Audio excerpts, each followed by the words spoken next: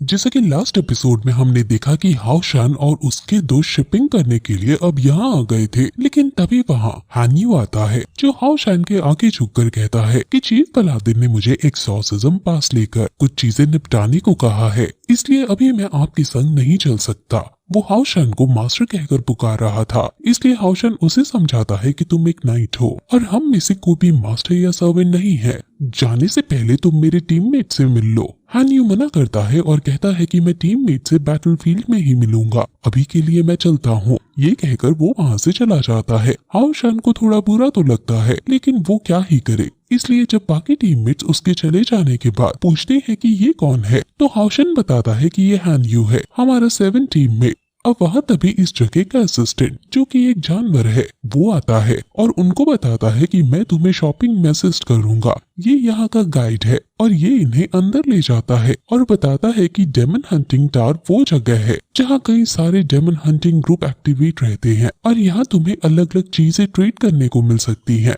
इसलिए पहले तुम्हारा यहाँ अपना रजिस्ट्रेशन कराना होगा। गाइड बताता है कि जैसे जैसे तुम्हारे मेरिट पॉइंट्स बढ़ते जाएंगे वैसे वैसे तुम्हारी यहाँ रैंक बढ़ती जाएगी। तुम सर्जेंट की रैंक पर पहुँच सकते हो और इसके बाद तुम जनरल भी बन सकते हो। फिर आता है मार्शल, फिर किंग, फिर emperor level, demon hunting group और फिर लेजेंडरी डेमन हंटिंग ग्रुप। अब ये सब अपना रजिस्ट्रेशन कराते हैं और एक एक करके इन सभी मेंबर्स का रजिस्ट्रेशन हो जाता है और सभी को एक ब्रेसलेट दिया जाता है जिसमें इनकी डिटेल्स वगैरह लिखी जाती हैं और जैसे जैसे इनके मेरिट पॉइंट्स बढ़ते जाएंगे वैसे वैसे इस ब्रेसलेट्स में इनका मेरिट पॉइंट अपडेट होता जाएगा। वहाँ अब गाओ यिंगसी आता है और क्योंकि इनका रजिस्ट्रेशन हो गया है तो सभी को शर्त के अनुसार ये उन्हें मेरिट पॉइंट्स दे देता है। अब ये सभी शॉपिंग करने को जाते हैं। लिनसेन को चीजों की अच्छी समझ है, इसलिए वो पहले होली स्पिरिट दान के पास जाता है। इस पोजीशन को जो भी लेता है ये उसके स्पिरिचुअल पॉइंट्स 1000 से बढ़ा देता है।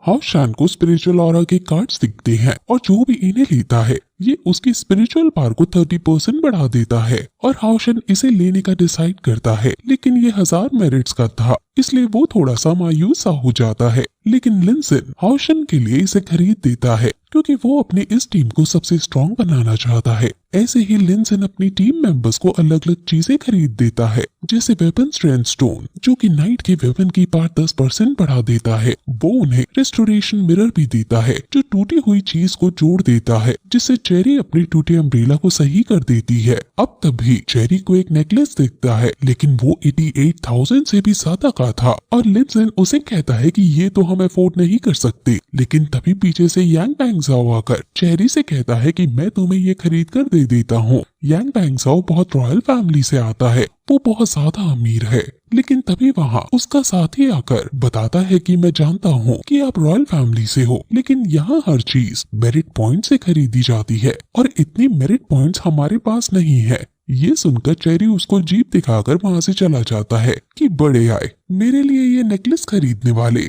यांग बैंगजाओ हाओशान के पास आता है और कहता है कि मैं तुमसे कुछ कहना चाहता हूँ, तुम प्लीज चेरी का ध्यान रखना, असल में चेरी मेरी फियांसी है। ये सुनकर हाओशान हैरान हो जाता है और समझ आता है कि क्यों यांग बैंगजाओ चेरी को हमेशा देखता रहता है और इसकी केयर करता रहता है। असल में अभी इनका ब्रेकअप हो रखा है, इसलिए चेरी इसको पसंद नहीं करती, लेकिन यांग बैंगजाओ पैचअप करना चाहता है, इसलिए वो हाओशान के पास आकर उसकी प्रोटेक्शन करने को कहता है, जिस पर हाओशान कहता है कि वो टीम लीडर होने के नाते उसकी जरूर प्रोटेक्शन करेगा। अब इन सभी की कुछ समय बाद शॉपिंग खत्म हो जाती है और ये लोग बाहर आते हैं, कुछ अपने लिए खरीदा होता है। अब वहाँ यांग बैंगजाओ की भी टीम आ जाती है और गाओ यिंगसी को ये लोग ग्रीट करते हैं और आपस में एक फ्रेंडली मैच करने का डिसाइड करते हैं और एक दूसरे की टीम से लड़ने लगते हैं। इन दोनों की ही टीम बहुत ज्यादा पावरफुल है। हाओशान यांग से लड़ रहा है और बाकी टीम मेंबर्स बाकियों से लड़ रहे हैं और हाओशान की टीम ज्यादा पावरफुल लग रही है और वो जीत भी रही है। कायर ही मोस्टली सभी को घायल कर रही है और कायर की वजह से ही ये लोग झटके में ही जीत जाते हैं। अब गाओ यिंगसी इन सभी से कहता है कि तुम लोगों को अब अपने फैमिली और फ्रेंड्स को गुड बाय कह देना चाहिए, क्योंकि अब तुम्हारी असली नाइट बनने की जर्नी स्टार्ट हो गई है। बाल हीलर अपने रूम में जाता है और वहाँ उसे अपने एल्डर्स का लेटर मिलता है, जिन्होंने उसके लिए नए कपड़े और एक लेटर भिजवाया है जिसमें लिखा है कि तुम अब एक्सॉर्सिज्म पास में जाओ और हमारी चिंता ना करो। मैं शायद तुम्हें जाते हुए नहीं देख पाता, इसलिए मैं पहले ही चला गया हूँ और तुम्हारे लिए ये कुछ कपड़े हैं। बाल्ट हीलर कपड़ों को देखकर खुश हो जाता है और तुरंत उन्हें पहनने लगता है, लेकिन तभी वो नोटिस करता है कि वहाँ एक लड़की बैठी है और ये इनके टेम्पल की वाइस मास्टर है, जो उसे एक सीक्रेट टेक्निक देती है जो कि हीलिंग कैटेगरी में बहुत खास है। लेकिन क्योंकि इसे हीलिंग बिल्कुल नहीं आती, इसलिए ये इस टेक्निक स्क्रॉल का एक भी शब्द नहीं समझ पाता। वही लिंसन अपने ग्रैंडपा से मिलता है और कहता है कि मैं एग्जॉर्सिज्म में जा रहा हूँ, जब मैं आऊंगा तो देखना आपके टेम्पल का कितना नाम रोशन करूंगा, मैं जरूर जीनियस बनकर लौटूंगा।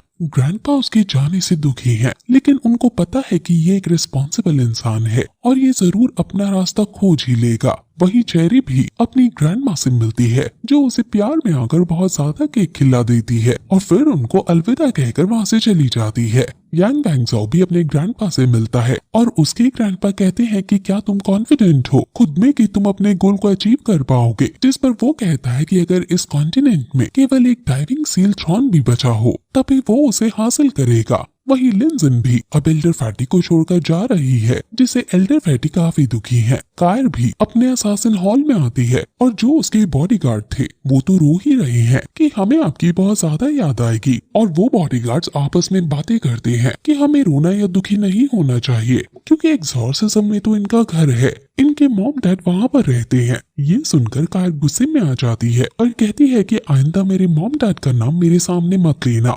बॉडीगार्ड्स असासिन को भी समझ नहीं आता कि आखिर क्यों कायर अपने मॉम डैड से इतनी नफरत करती है। वॉरियर वैंग भी अपने ग्रैंडपा से मिलती है, जो उसे कहते हैं कि तुम्हें बैटलफील्ड में बिना सोचे समझे शील्ड ऑफ द जायंट को यूज नहीं करना है, वरना इसको कंट्रोल करने में फिर से मुसीबत आ जाएगी। वो उसे फिर joint spirit God blood line का यूज करके दिखाते हैं, जो बहुत ज्यादा पावर को ड्रॉ कर लेती है और बहुत पावरफुल अटैक करती है। इसलिए वॉरियर वैंग भी इस स्टेज पर इसे कंट्रोल नहीं कर सकती है, इसलिए वो समझ आती है कि उसे इसका यूज नहीं करना है। वही हान्यू अपने सिस्टर वी यांग से मिलता है और कहता है कि मैं आज रात को नहीं निकलूंगा, जिस पर वो लड़की कहती है कि तुम उन लोगों में से हो जो हर चीज सिर्फ अपने मन के अंदर ही रखते हैं। तुम डेमन बीस्ट को मारकर अपने पेरेंट्स का बदला लेना चाहते हो, ये तुम्हारे मुंह पर साफ दिखता है। तुम्हें इस काम के लिए भला हाओ शान को अपना ब्लड पार्टनर क्यों बनाना पड़ा? तुम अपने ग्रैंडपा से मना भी तो कर सकते थे। जिस पर वो कहता है कि हाओ शान की वजह से ही अब मेरे पास ये अपॉर्चुनिटी है कि मैं डेमन गॉड्स को डायरेक्टली फेस कर पाऊं, और ये तो बहुत कम है जो मैं हाओ शान के लिए कर रहा हूँ। जिस पर वो लड़की मुस्कुराकर कहती है कि तुम बचपन से ही ऐसे थे और तुम बस ये याद रखना कि तुम अकेले नहीं हो, मैं तुम्हारे साथ हूँ। वही टीचर ये हुआ हाओ शान को देख रहे हैं, जो मन ही मन हाओ शान से माफी मांगते हैं और कहते हैं कि तुम मेरे सबसे बेहतरीन स्टूडेंट थे, मैं तुमको अलविदा कहना चाहता हूँ लेकिन मैं नहीं कह सकता। मैं आशा करता हूँ कि तुम्हारे ये नए फ्रेंड्स तुम्हें मुझसे अलविदा कहना बुलवा दे। वो अब वहाँ से बाहर निकल जाते हैं, लेकिन तभी हाओ शान वहाँ भागकर आता है और पूछता है कि आप कहाँ जा रहे हो? मैं अपने एक्सॉर्सिज्म में जाऊँ, उससे पहले मुझे आपसे बात करनी है। टीचर ये हुआ दुखी होते हुए कहते हैं कि अब और कुछ नहीं बचा है तुम्हें सिखाने को मेरे पास, और जब तुम यहाँ से चले जाओगे मैं भी होली सिटी में नहीं रहूंगा। मैं यहाँ से निकलकर बाकी लोगों को सिखाऊंगा कि वो कैसे ग्रो करें, कैसे वो अपनी लाइफ में ऊंचा जाए। हाओ शान उनके पास आता है और कहता है कि हम अब अलग हो रहे हैं, जिससे मैं भी काफी दुखी हूँ, लेकिन मैं आपके लिए काफी खुश हूँ कि इतने साल जो आपने मेहनत की, जो चीजें आपने सही, अब वो चीजें आपको दोबारा नहीं सहनी पड़ेंगी। अब हमारी मुलाकात कभी हो भी पाए या ना मुझे नहीं पता, लेकिन आप हमेशा मेरे लिए रोल मॉडल रहोगे। मैं हमेशा आपका स्टूडेंट रहूंगा। टीचर ये हुआ उसे सेफ रहने का आशीर्वाद देते हैं और फाइनली ये अलग हो जाते हैं, जिसके बाद ये एपिसोड यहीं खत्म हो जाता है। गाइस, जो एंड स्क्रीन में आपको वीडियो दिख रही है वहाँ पर क्लिक करके आप हमारी दूसरी वीडियोस भी देख सकते हैं।